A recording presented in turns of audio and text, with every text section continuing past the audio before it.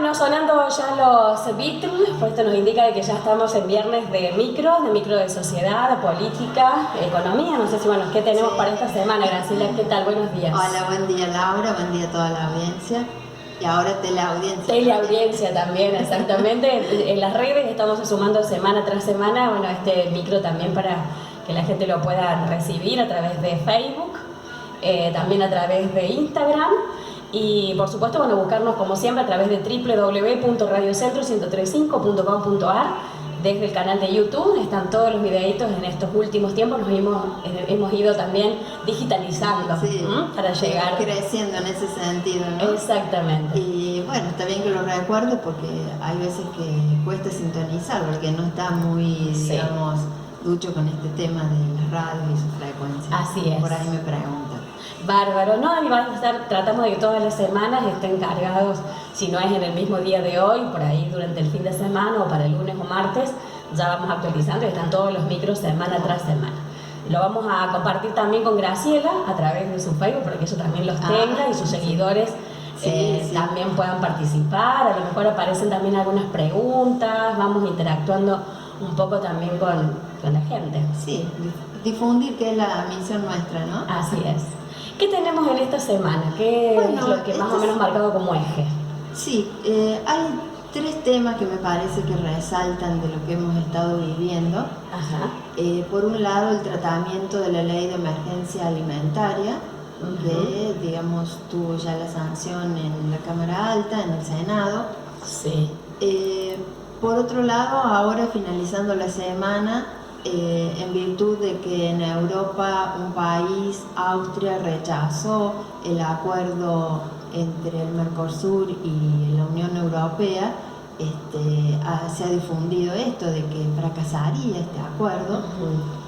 Y por otro lado también hizo bastante ruido todo lo que sucedió, que tuvo también un matiz bastante trágico con la muerte de 2 docentes en Chubut. Sí.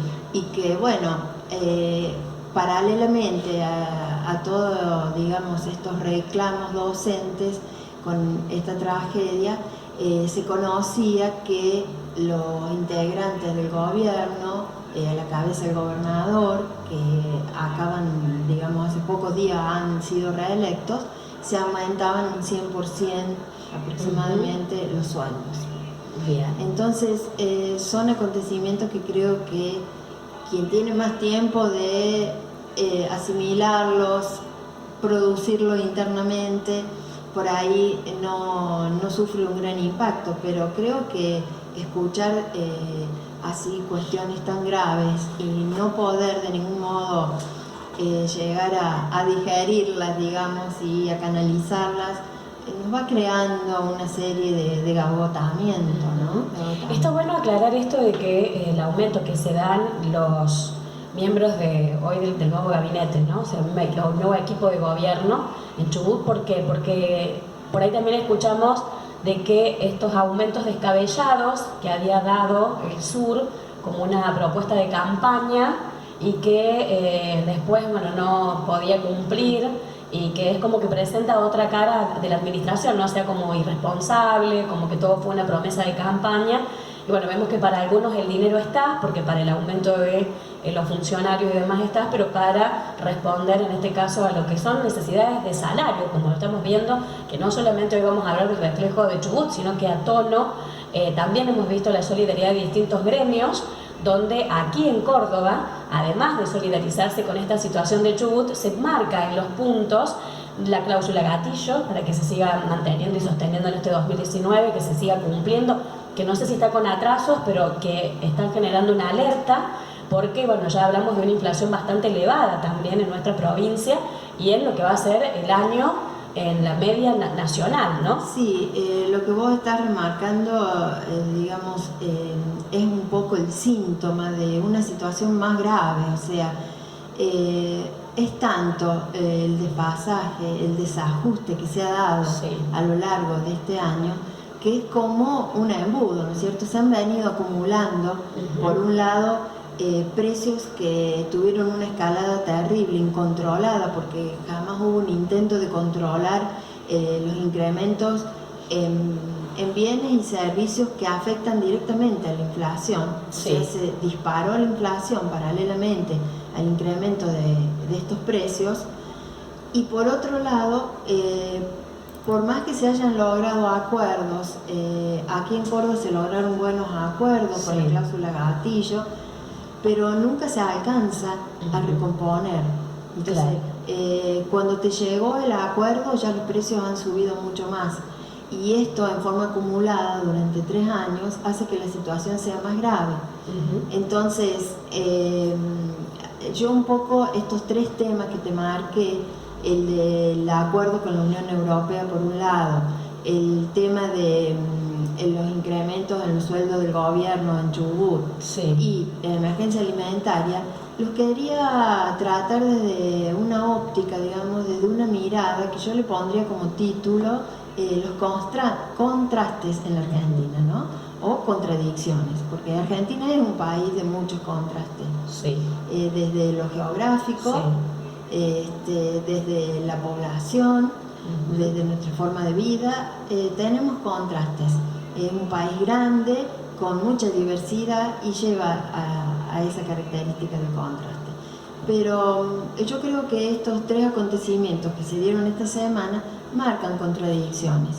Por un lado, cuando hablamos de emergencia alimentaria, no podemos olvidar la otra cara de nuestra realidad, cuando hace pocos días, ¿cierto?, en la rural reconocían quienes tienen a cargo la mayor parte de la producción agrícola, ¿no es cierto?, los dueños de la zona más rica de nuestro país, más productiva, que están en condiciones de producir para 400 millones de personas.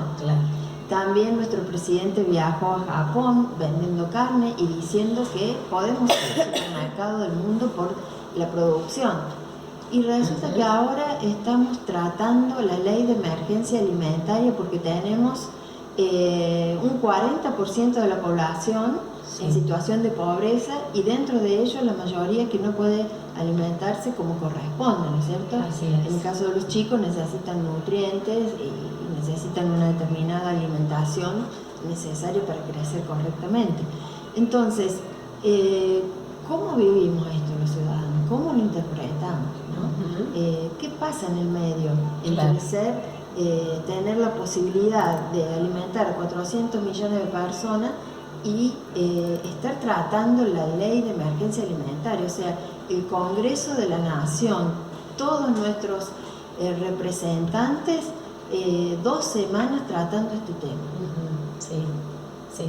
Entonces, bueno, y que vemos que el gobierno oficialista no ha puesto resistencia ni tampoco modificó el proyecto. Finalmente, después de todos los dichos y todos los rumores, como que los mensajes que dieron los ministros también, de que esto, o sea, con esto no se debía hacer política, vemos de que, bueno, así cerrado como fue el proyecto, sin tanto debate, más que los tiempos, por así de protocolo de que se necesitan, ¿no?, en las distintas cámaras. Bueno, pasó a Senado, o sea, diputados, Senado, se aprobó y quedó como un caso cerrado, ¿no? Sí, es porque es un tema que no puede salir bien parado de ninguna forma.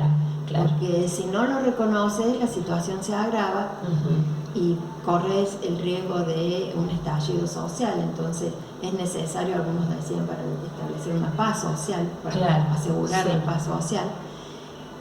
Y si lo reconoces, estás reconociendo tu incapacidad para, en un país que produce 400 millones, que te plantaste ante todo el mundo diciendo que podés producir para 400 millones y no podés alimentar a los niños de tu propio país. Entonces es reconocer tu incapacidad.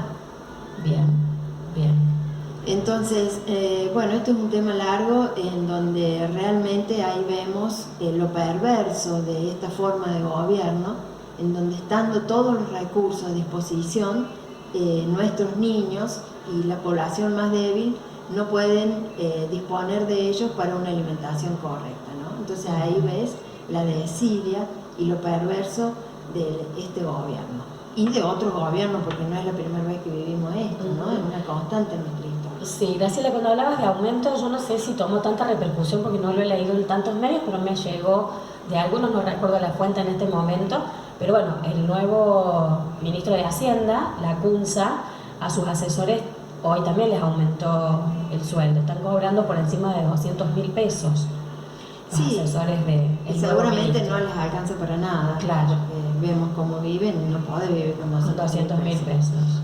Sabemos que no sé cómo hacen los políticos, pero se las arreglan para ser ricos. Nuestros políticos son ricos.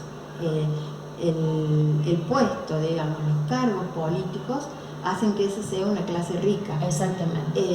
Y ese es el otro contraste, ¿no? Gobiernos ricos con pueblos pobres. Que bueno, eso se da en gobiernos de dictadura prácticamente. Eso lo vemos en África, en donde tenemos los monarcas que son millonarios, disponen, pero digamos, de una riqueza extraordinaria, claro, mientras el pueblo está sumido en lo más grave de las pobrezas, ¿no? Y de las miserias. Entonces, acá tenemos ese contraste porque existe también en la otra punta, digamos, del mundo, países muy desarrollados, como son los países nórdicos, como que citamos siempre, ¿no es cierto? Finlandia, sí, Suecia, Noruega, sí, Holanda, en donde hay monarquías, en donde, digamos, la monarquía sí es rica, pero los ciudadanos no están en la miseria, ni son pobres, ni están con emergencia alimentaria. Claro. Y si vos comparás los ingresos del que tiene una función en el gobierno, un diputado, un legislador, un ministro, y los ingresos de otros profesionales, no hay diferencia. Profesionales que pueden estar trabajando en el Estado o en la vida privada. Entonces, eso hace a un gobierno, a un país serio. No podemos tener acá legisladores, ministros, los diputados, cualquier cargo que te fijes que vivan como ricos y no hay productividad, llevan al pueblo a la miseria, ¿no es cierto?, a la pobreza. Bien. Entonces eso es un gran contraste que le hace mucho daño a la sociedad, le hace mucho daño a los procesos sociales, porque marca un gran desequilibrio. Y yo he notado que con el avance de la democracia, lejos de ir disminuyendo esa brecha, para que con el trabajo de estos políticos, digamos de funcionarios, no es lo mismo ser político que funcionario, sí, para que con el trabajo de estos funcionarios mejore la situación del pueblo y disminuya esa brecha. Entonces, sí, yo como funcionario tengo un sueldo de 200, 300, pero voy a hacer que el pueblo viva bien, que claro, también tenga un ingreso claro, decente, digno. En cambio no, vemos que con el transcurso de estos 30 años, quienes han participado de la función pública, digamos, de funciones de gobierno específicamente, han crecido en su capital, pero enormemente, exponencialmente, y el pueblo cada vez más pobre. El pueblo viene a una situación alimentaria. O sea, ahí la brecha, lejos de achicarse, se agrandó. Tenemos gobierno cada vez más rico y el pueblo cada vez más pobre. Bien. Bueno, la otra brecha, que es la del acuerdo, digamos, la contradicción o los contrastes que se dan en el acuerdo con la Unión Europea, en donde acá se celebró de que ya lo se había logrado, y resulta que desde la Unión Europea siempre han puesto paño frío, han desmentido de que ya se hubiese concretado, y bueno, tan en duda estaba que hay países que lo rechazan. Claro.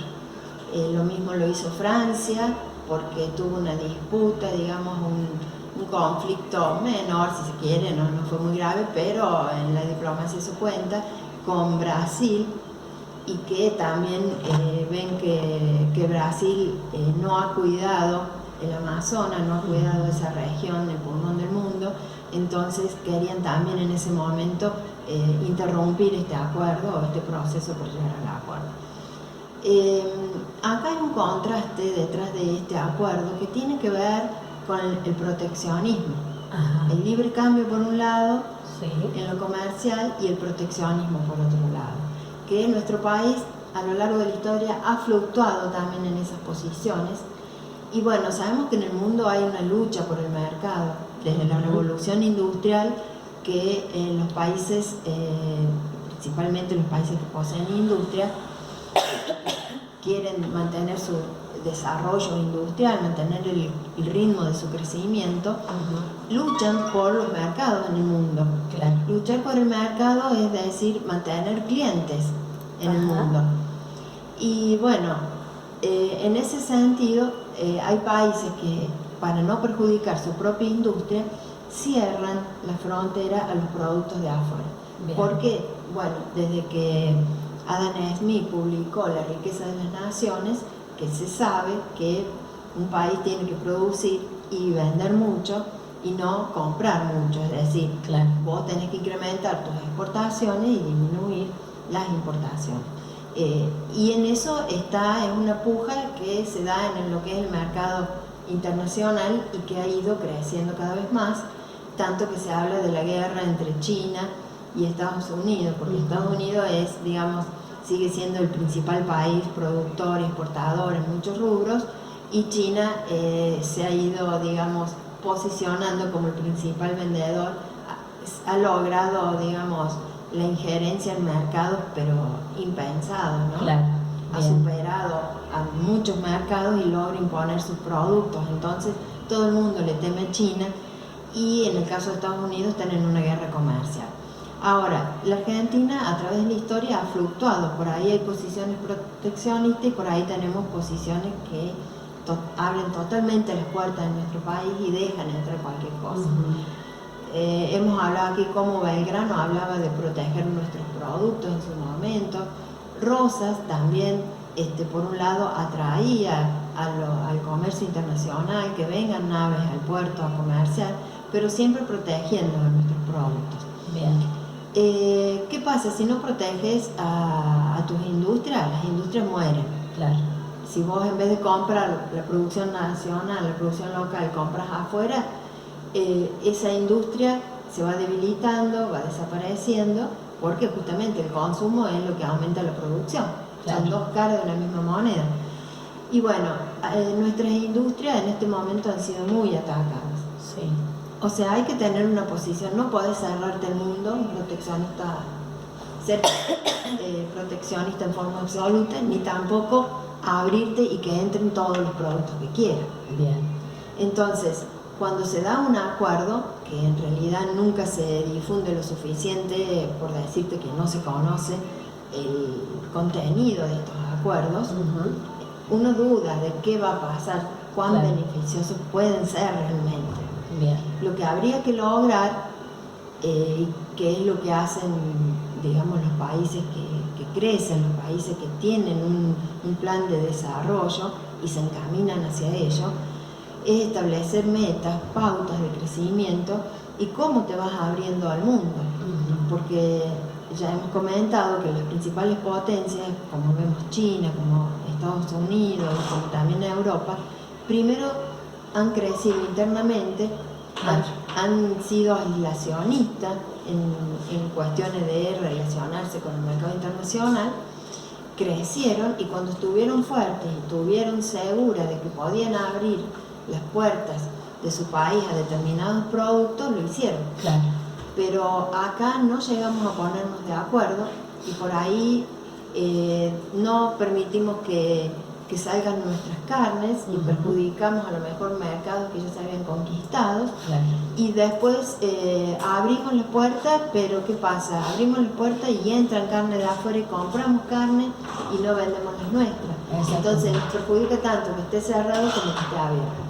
O sea, estas son pautas que hay que irlas acordando con los sectores, hay que ver cuánto se produce, cuánto se exporta, qué se puede dejar importar, porque tengo un conocimiento de que en estos últimos años, si bien nos abrimos al mundo, no fue una inserción inteligente, tampoco fue beneficiosa, porque en el caso de Estados Unidos nos disminuyó la compra de hierro, nos disminuyó la compra de biodiesel, y sí nos compró un poco más de limones. Exactamente. Entonces nosotros estamos en función de los intereses de crecimiento y desarrollo de otros países, en vez de pensar y trabajar para nuestro propio desarrollo. Entonces hay que hacer una inserción inteligente en el mundo y ver qué cosas se pueden comprar y qué cosas podemos vender. Eso es toda una negociación en donde yo te compro, pero vos también me tenés que comprar. Claro. Así es la política y así son las relaciones internacionales. O sea, tiene que haber siempre una reciprocidad. Vos no podés abrir las puertas, que entren, que vendan, introducir productos de afuera y perjudicar a los tuyos sin obtener una ventaja en tu, digamos, economía. Bueno, hoy leía un poco acerca de esto, ¿no? O sea, con el índice que se ha publicado de desempleo y también, bueno, la situación en la cual se encuentran nuestras pymes, o sea, la producción de nuestro país, donde prácticamente solo se apuntó a una bicicleta financiera o a un mercado financiero y el próximo paso fue debilitar el resto. Por eso es la situación también con estos números tan negativos, ¿no? De producción, como así también en el desempleo, que ha sido, bueno, récord histórico en este año, en esta gestión. Sí, eso nosotros vimos desde el primer momento. Desde el primer momento se sabía que nos estábamos encaminando hacia un proceso totalmente negativo no solo para la economía, sino también para la vida diaria de los argentinos. Porque esto es un proceso en donde va creciendo y crece exponencialmente. Significa que cada vez se siente como un efecto acumulado, se siente, cuando llega fuerte. Y te digo, en la historia nunca se dio algo así, en el sentido de que fue muy rápido y muy grave. O sea, se encaminó todas las medidas de política que se fueron tomando, o sea, las medidas de las políticas públicas se encaminaron a esto. Claro. Y fueron muy efectivas para esto. La inflación, o sea, hay flagelos en la sociedad que no solamente afectan gravemente la economía, sino también a la sociedad, al grupo social, a los habitantes. Entonces, cuando vos creas condiciones para la inflación se dispara y eso afecta la salud, afecta toda la vida cotidiana de las personas. El que tiene un almacén, el que tiene un comercio, porque la inflación es sinónimo de inestabilidad. Entonces, ante la inestabilidad, vos no podés proyectar tu vida. Claro. ¿Cómo vas a proyectar si te vas a tomar vacaciones o si vas a trabajar el doble, si vas a abrir un comercio o si vas a producir comida o si vas a vender? Es algo que estamos en un proceso que nos encaminamos hacia eso. A algunos los afectó más, a otros los afectó menos, pero a todos les afectó. Bien. Y en la medida que esto continúe va a ser cada vez más grande el costo de volver a la normalidad. La normalidad tiene que ver con la estabilidad. Entonces la estabilidad te permite programar tu vida, proyectarte. Claro. Y en definitiva después cumplir con eso, para cumplir con, digamos, para poder vivir en definitiva. Claro. O sea, por eso hay una palabra nueva que yo veo que lo usan y es que nos desorganizó esto. O sea, más allá de todo lo grave, ¿no es cierto? Claro. De que ha alterado el tejido social, de que se ha deteriorado de tal modo el tejido social, las instituciones, el descreimiento, la falta de credibilidad en las instituciones, que decir desorganizó mi vida es poco, pero en realidad es ese eso, el efecto, claro, ¿no? O es la sensación, lo que sentimos, digamos. Porque no por ahí, podés sí. proyectarte, no podés planificarte. ¿Y por qué te digo que es grave? Porque la proyección es algo natural en la persona. Así es. Somos seres rectos, te dicen los filósofos, Claro. en el sentido de que nos proyectamos, miramos hacia adelante. Bueno, me hace traer un poco el pensamiento de Manes, de Facundo Manes, en esto de por qué estamos, o sea, por qué la sociedad se siente tan frustrada, porque en realidad esta planificación no se puede concretar, o sea, ni siquiera se puede hoy planificar o proyectar. Por lo tanto, como que ya desde el vamos te dicen, cuando hay un análisis de emociones o sí, de lo filosófico, es como que vamos a una frustración. Es que es así. Estamos frustrados permanentemente. Alguien te escucha y te dice, sos kirchnerista. Nada que ver, o sea, sabemos que por naturaleza somos seres sociales y somos seres también proyecto, como te decía recién, porque nos Ujú. proyectamos, porque a ver, siempre que es un deseo natural el estar mejor. Exactamente. El ser humano trabaja, se levanta cada día para estar mejor, si no, no te levantas. Ujú. Entonces la vida merece ser vivida, tiene que ser vivida, y ser vivida es desplegarte. Ujú. Una vez escuché una definición que era una combinación de historia, Ajá. la historia que es el proceso, digamos, en cuanto a sucesión de acontecimientos a través del tiempo, es un proceso a través del tiempo, unido a la filosofía. Y bueno, y la filosofía que estudia, digamos, el ser, desde la historia, no es más que el desplegar el deseo del ser. Ajá, O sea, claro. la evolución, la vida, es eso, desplegarse, el alcanzar, digamos, la plenitud. Exactamente. La evolución, la búsqueda de ese despliegue humano, es la búsqueda de la vida. Y bueno, y si no podés tener un proyecto, una planificación, en definitiva, no podés tener esa certeza. Claro. Esa inseguridad te lleva a quedarte quieto, a no pensar, a no planificar, y sin contar que hay un 50% de ciudadanos, de argentinos, que tienen que ver con qué van a hacer para poder comer hoy, qué van a hacer para poder mantener su techo. Entonces eso te impide cumplir con la misión de la vida, la misión de tu vida, que es proyectarte, crecer y desplegarte. Bien. Y no me pida otra conclusión, porque ya estaría digamos, todo. más profundo que esto, difícil. Me hiciste pensar en una persona que se desarrolla mucho y también habla del desarrollo de la persona desde hacer desde el ser. Y en estos días me llamó la atención uno de sus escritos que decía cómo amar la rutina. Y yo me puse a pensar y digo, ¿cómo amar la rutina?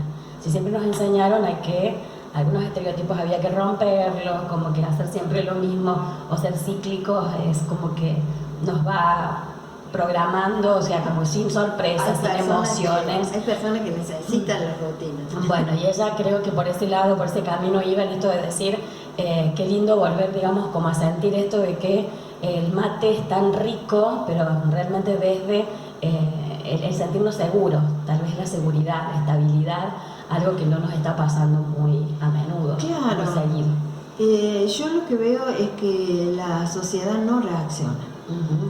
Porque todos estos ricos que se han ido formando en los 30 años de democracia, sí. Para lo único que los hemos puesto en ese lugar es para que nos den esa tranquilidad, para mantener la tranquilidad, claro. Es la única función. Exactamente. Platón decía, cuando justificaba la existencia del gobierno, que la función era hacer feliz a la población. Sí.